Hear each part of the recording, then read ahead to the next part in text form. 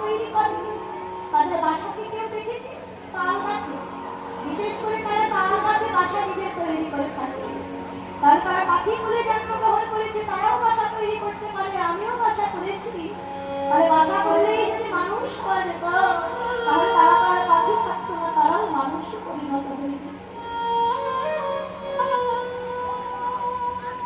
একটা পশু আর একটা মানুষের মধ্যে তফাৎটা কোথায় বাবা? একজন পশু সকালবেলা ঘুম থেকে উঠে কোল দেখতে দাঁত মাজে, মাজে না?